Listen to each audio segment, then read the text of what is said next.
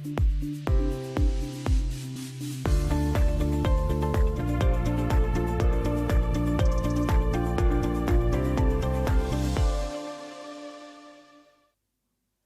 tarde, este é o programa Tempo de Saúde, seja muito bem-vindo ao novo canal. Na minha companhia, como sempre, aliás, tenho o Dr. Dinis Carmo. Boa tarde, doutor. Olá, Fátima, boa tarde também aos telespectadores. Hoje continuamos com a temática do programa da semana passada, mais precisamente das lesões do tórax, certo? E estávamos a falar das fraturas das costelas, é isso que iremos continuar a falar?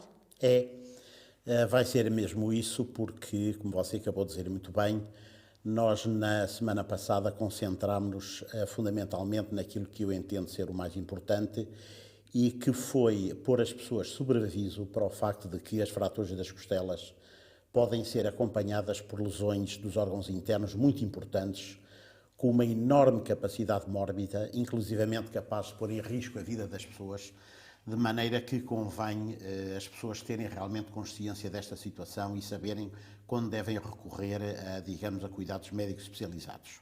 E a verdade é que estas lesões são das mais frequentes no corpo humano. Frequentíssimas, devido, como nós dissemos, a todo o tipo de causas, quedas, etc., por aí fora, lesões esportivas, como você apontou aí muito bem. Isto é muito frequente, as pessoas partirem uma ou duas ou três costelas. E é precisamente isso que nós vamos falar hoje, porque, embora, como acabámos de dizer, elas possam ser acompanhadas por lesões de órgãos internos, graças a Deus e felizmente, na grande maioria dos casos, isto não passa de um episódio, digamos que menos feliz na vida das pessoas, ou seja, a pessoa parte a costela e não se passa mais nada. Agora, há uma coisa que se passa sempre, e que é a dor enorme que geralmente os doentes sentem. Porque as fraturas das costelas doem imenso. E com certeza que você também se lembra de eu, a semana passada, ter dito que, embora esta não seja uma área própria da ortopedia, eu não queria deixar de passar este assunto em claro, porque isto é um motivo que causa muita perplexidade nas pessoas. E uma das coisas que causa perplexidade nas pessoas é porque é que, perante tão grande sofrimento, digamos assim, porque é que os médicos têm uma atitude aparentemente muito passiva. Isto passa-se porquê? Repare, para nós conseguirmos compreender exatamente por que razão é que as fraturas das costelas são muito dolorosas, talvez seja melhor nós começarmos pela base. E qual é a base deste assunto? A base é a seguinte, é que, repara, isto não é só as costelas. Quer dizer, em princípio, qualquer fratura é muito dolorosa, seja ela das costelas, do braço, da perna, seja do que for. E só não sabe do que é que eu estou a falar aquelas pessoas que tiveram a sorte de nunca ter partido um osso. E porquê é que as fraturas são muito dolorosas? Porque, normalmente, à volta do osso, portanto, como que embrulhando o osso, existe uma película fina e transparente que se chama o periósteo, desculpe, e que pode ser comparado, digamos, àquelas folhas fininhas de plástico aderente que nós utilizamos todos os dias para embalar os alimentos. E o que é que faz esse periósteo? Ele tem várias funções, mas eu vou só especificar aqui aquela que faz com que ele seja importante para o assunto que nós estamos a tratar. E é o facto do periósteo ser uma estrutura riquíssima em terminações nervosas. De tal maneira que a sensibilidade do periósteo é comparável à da pele. Ou seja, em termos práticos, se você fizer uma lesão na pele ou fizer uma lesão equivalente no periósteo, a sensação dolorosa que você vai ter vai ser equivalente. Às vezes costumamos dizer que um pequeno cortezinho na mão é mais doloroso do que outra coisa qualquer. E deve ser essa sensibilidade. Sim, acontece porque, o mesmo? repara, é que a sensibilidade varia conforme as partes do corpo.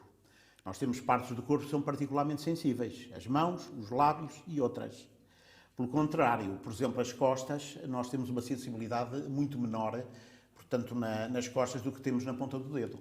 Sim. Claro, quanto maior a sensibilidade, maior, digamos, a capacidade de um estímulo nefasto nos causar sofrimento, nos causar dor, não é? E isto é prevalente no caso dos ossos por causa do tal periósteo.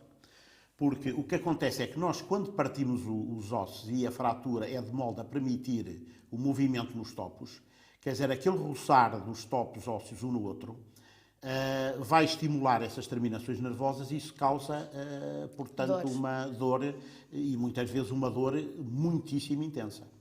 De maneira que esta também é a razão, porque uma das principais pedras basilares do tratamento das fraturas é exatamente a imobilização. Portanto, nós partimos um braço e habitualmente o que é que acontece? Vamos ao hospital e o que é que eles fazem? Põem-nos o braço em gesso. Para não mexer a fratura. Para não mexer a fratura, o que consegue 3 objetivos. Em primeiro lugar, que é permitir que a fratura consolide, depois que consolide tanto quanto possível na posição que tinha antes da fratura e depois também é a medida ideal para que realmente o doente não sinta dor. Quem também já teve uma fratura imobilizada sabe que enquanto a fratura está imobilizada, de uma maneira geral, as dores que a pessoa sente são quase mínimas ou muito reduzidas, perfeitamente suportáveis. Ora bem, agora vamos transpor isto para as costelas. Repara que como é que nós vamos imobilizar as costelas? Naturalmente, como você compreende, isto é praticamente impossível, porque nós não vamos estar a colocar a pessoa com gesso a toda a volta, como se fosse uma múmia do Egito, mesmo que isso fosse execuível, como nós sabemos, devido ao facto de nós estarmos constantemente a respirar, a inspirar e a expirar, portanto, o volume do tórax está continuamente a modificar-se. O que quer dizer que o gesso, umas vezes, estaria demasiado apertado, outras vezes estaria demasiado largo. De maneira que isto, quer dizer, na prática é absolutamente impossível e não se pode fazer. Aquilo que classicamente se costumava fazer, e isto era uma forma de tratamento que eu aprendi já há mais de 30 anos, filo várias vezes quando comecei realmente a fazer serviço de urgência, era uma imobilização parcial das costelas, utilizando umas tiras muito largas de adesivo. Portanto, imagino que é como se fosse esta folha de papel. Eu lembro perfeitamente que aquilo tinha aqui assim umas rodinhas, provavelmente para permitir a respiração, e era um tecido bastante forte e muito adesivo. E então o que é que se fazia? Nós pedíamos à pessoa para expirar, ou seja, para tirar o máximo possível de ar do pulmão, e depois essa tira era aplicada no tórax da pessoa. Naturalmente, por razões que ali. Exatamente, fazia pressão, e como este tecido não era elástico, não expandia, quando a pessoa inspirava, portanto, o movimento das costelas era reduzido e havia um alívio significativo da dor. Agora, pergunta a você... E agora não se usa ou continua-se a usar esse método? Agora não se usa, exatamente. Mas porquê? Ora, exatamente, muito boa pergunta. Se isto realmente era eficaz, não se usa porquê? Porque sabe que há aqui um problema muito grande. É que nós, ao imobilizarmos as costelas, estamos também a imobilizar o que está por baixo, que é o pulmão. E a imobilização do pulmão pode levar a 2 problemas muito sérios. Que um deles, que já falámos a semana passada, que é a atelectasia, que é um palavrão, como nós dissemos, o que quer dizer é que aquelas bolsinhas de ar denominados os alvéolos, onde se fazem as trocas gasosas, onde entra e sai o ar, esses alvéolos podem colapsar. E outra coisa que também pode acontecer é que a pessoa pode fazer uma pneumonia. Porque, como nós todos sabemos, o ar que nós respiramos não está nem esterilizado, nem lavado, quer dizer, é o ar que está no ar. E é por isso que a poluição atmosférica é um problema, porque quanto maior a poluição, mais porcaria nós estamos a introduzir nos pulmões cada vez que respiramos. É claro que, em condições normais, habitualmente o nosso organismo consegue controlar a situação, porque o ar não só entra, mas imediatamente sai. Agora, se ele fica acumulado no pulmão, isto pode dar origem a pneumonias que podem ser muito graves, sobretudo se se tratar de pessoas idosas, pessoas debilitadas, fumadores ou de pessoas que já têm condições prévias no pulmão, como seja a asma, a enfisema, etc. De maneira que isto foi algo que se abandonou, penso que por completo, ou quase por completo. Então, o que fazer em relação à dor? Pois isso é que deixa as pessoas perplexas, não é? Porque vão ao médico e o que é que ele faz? Ele limita-se a dar-lhe um analgésico, um anti-inflamatório. Eu aproveito para recordar às pessoas, como nós já dissemos aqui no canal, todos os anti-inflamatórios têm também uma ação analgésica, de maneira que é assim uma espécie de 2 em 1, e receitar uma coisa que é muito eficaz, mas que às vezes é muito difícil de encontrar, que são as pílulas da paciência. Pois, isso não existe em qualquer farmácia. Não existe em qualquer farmácia, não são fáceis de encontrar. De maneira que, repara que isto é uma situação, como eu digo, com alguns requintes de malvadez, porque isto é uma dor que não passa, quer dizer, que está sempre presente, é de dia, é de noite, de cada vez que nós inspiramos ou expiramos, nós não podemos deixar de respirar e, portanto, aquela dor está ali sempre, constantemente, digamos, a amassar a pessoa. E isto geralmente pode-se prolongar por semanas, às vezes até mesmo por meses, até as fraturas começarem a consolidar. A estabilizar. Portanto, aqui o doutor Tempo, como já o mencionamos em alguns programas... Sim, o doutor Dias, como eu costumo dizer. O doutor Dias, o doutor Tempo. Eu gosto mais do doutor Tempo. Por isso é que eu menciono. É um fator fundamental e lá porque existe dor, não precisamos de nos alarmar. É essa a mensagem que quero passar aqui. Não, não é bem essa mensagem que eu quero passar, porque repare, eu estou, digamos, a falar na grande maioria dos casos, que acabam por ser para aí 90% dos casos. E tudo isto tem de ser sujeito à avaliação médica, não é? Exatamente, claro. Porque repare, há uma situação, quer dizer, se a dor é intolerável, inclusive pode acontecer, que mesmo sem fazer lesões importantes dos órgãos internos, se a pessoa parte uma série de costelas, essa dor pode ser de tal maneira forte que algo se tenha de fazer, porque senão a pessoa deixa mesmo de respirar ou tem muita dificuldade de respirar. Mas eu isso deixaria para o Dr. António Luís Batista, uma vez que ele é, como já dissemos aqui, o especialista cardiotorácico, que ele poderá dizer nestas situações o que é que se deve fazer. Doutor, sobre o programa de hoje, terminamos por aqui? Não, ainda há não. coisas para dizer. Ainda temos. Eu acredito que uma última imagem para mostrar aos telespectadores. Tenho mais 2 imagens para mostrar aos telespectadores, porque o outro problema também que se põe, ou melhor, 2 outros problemas que se põem são a persistência da dor e as consolidações viciosas, que eu já vou explicar o que é isso. Pronto, a persistência da dor, como o próprio nome é descritivo, acontece que a pessoa, mesmo ao fim de vários meses, continua a sentir dores nas costelas. E isto passa-se por quê? Olha, pode-se passar, pura e simplesmente, por um fenómeno que é das coisas mais intrigantes no campo relativamente às fraturas e que eu nunca vi ninguém que conseguisse, digamos, adiantar uma explicação plausível para isso. E que é o facto de, como se diz na gíria, quem faz uma fratura compra um relógio. O que isto quer dizer é que, muitas vezes, quando nós fazemos uma fratura, as pessoas continuam a queixar-se de dores no local da fratura, embora nós não possamos, digamos, verificar nada de muito errado. É normal. Eu lembro-me, quando comecei a minha brilhante carreira de ortopedista, como eu costumo dizer ironicamente, sabe que eu servia uma população que não era propriamente a mais letrada à face da Terra. E quando eles me vinham queixar que tinham dores na fratura quando o tempo mudava, quer dizer, eu ficava a olhar para eles e não percebia muito bem onde é que eles queriam chegar com aquilo. Isso é um mito, doutor. Já agora que tocou nesse assunto, porque há muita gente que diz, com a mudança de tempo, que vem a dor. Isso é um mito ou não? Olha, eu vou-lhe responder desta maneira. Sabe que eu pensava que era um mito. Eu pensava que era um mito. Acho que ainda hoje há muitos colegas meus, até acontecer comigo. É que sabe que eu, já no longínquo ano de 1984, como consequência de uma lesão desportiva, parti o perónio. O perónio é o osso mais fininho da perna. Isto, como lhe digo, foi em 1984 e você acredita que eu ainda hoje, quando o tempo muda, eu sinto a fratura latejar? Acredito. E o que é curioso é que, por exemplo, no meu caso, a maior parte das pessoas queixam-se quando o tempo piora. Piora no sentido de estar mais frio. No seu caso é quando o tempo melhora. É quando o tempo melhora. Eu, quando começam a chegar aqueles dias bonitos de primavera... É um portador de boas notícias. Sou um portador de boas notícias. Sabe que eu não preciso me levantar da cama para saber que o tempo melhorou. Fantástico. De maneira que, a partir daí...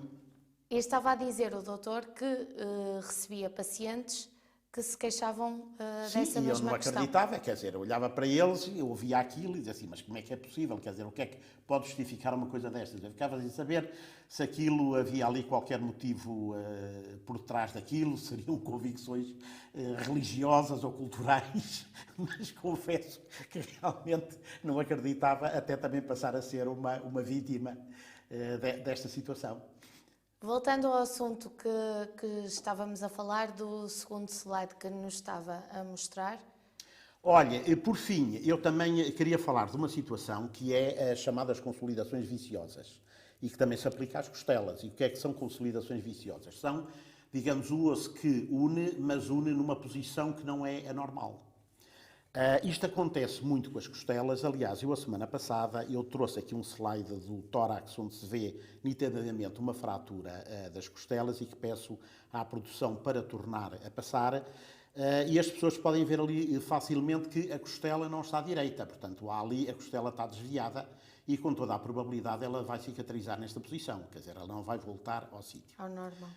Não vai voltar ao normal. Ora bom, isto é algo que preocupa as pessoas, e às vezes não só as pessoas, até inclusivamente o médico assistente, que evidentemente tem tanto a obrigação de saber disto como eu de saber das últimas novidades acerca do tratamento da diabetes ou da tensão arterial. E isto é tanto mais um motivo de preocupação porque a pessoa, como eu digo, pode ter partido não uma costela, mas 2 ou 3 ou 4, e se, conforme nós iremos ver no diapositivo seguinte, se realmente a costela não consolida numa posição mais ou menos normal, naturalmente que nós quando tiramos o raio-x podemos ver ali portanto, uma espécie de umas bolinhas, digamos uma expansão que é devido ao chamado calo ósseo, portanto as fraturas cicatrizam com o calo ósseo, e sabe que realmente este calo ósseo, junto com uma posição viciosa da fratura, sobretudo se a pessoa fraturou 3 ou 4 costelas, aquilo dá um aspecto que a pessoa olha para aquilo e até se assusta. Pronto.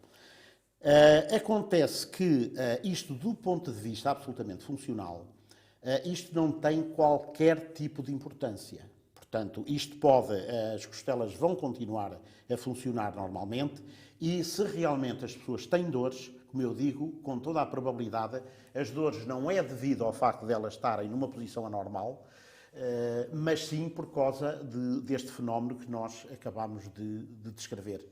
Porque é natural e compreensível que a pessoa olhe as costelas e, entretanto, faz uma radiografia, olha para ela e vê que aquilo está tudo formado e é fácil a pessoa realmente juntar 2 mais 2, pensar que são 4 e atribuir, digamos, uma relação de causa e efeito àquela posição viciosa das fraturas. Relativamente a isso, as pessoas podem estar descansadas porque digamos que do ponto de vista funcional, do ponto de vista da função, digamos, este tipo de cicatrização não tem qualquer tipo de importância. E todo este processo acontece de forma natural, não tem o dedo humano, digamos. A cicatrização, tudo isto acontece de forma natural. Sim, isto acontece de forma natural, não é? Porque realmente o que é natural é que, perante uma fratura, portanto, o organismo tenta sempre reparar essa mesma fratura, não é? Sim. Se a fratura, digamos, está deslocada, muitas vezes o que acontece é que o organismo faz ponte óssea, portanto, há ali um crescimento ósseo que se dá precisamente a partir do periósteo, é outra das funções do tal periósteo, da tal membrana, e efetivamente, portanto, produzir, digamos, fatores e células que ajudam, digamos, à cicatrização óssea, e muitas vezes a fratura cicatriza, digamos, numa posição que não é natural.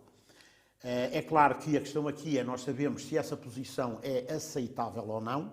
Portanto, há muitas fraturas, como eu digo, que cicatrizam deslocadas sem que isso tenha, como eu digo, qualquer tipo de importância do ponto de vista funcional. Às vezes poderá haver alguns problemas cosméticos, por exemplo, se tratar de ossos muito superficiais, como por exemplo a clavícula.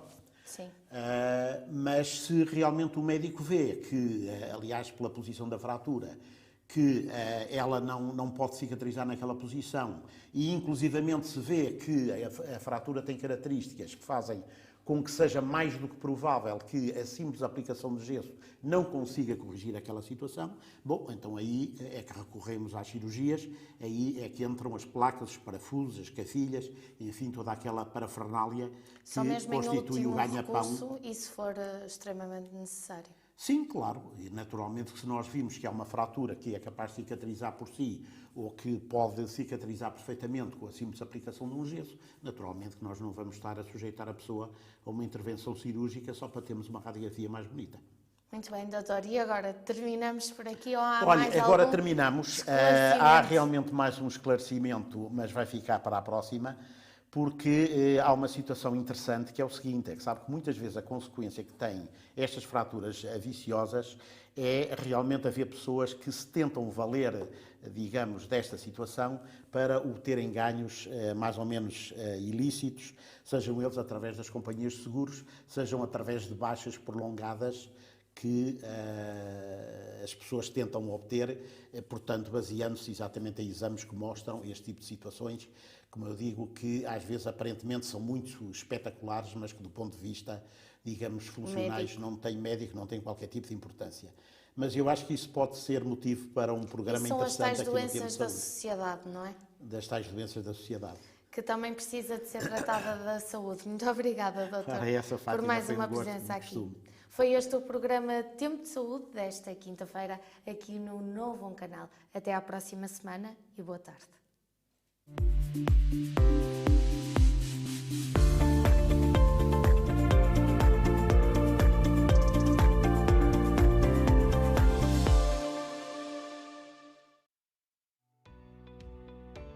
Novo Canal. Sempre novo, sempre seu.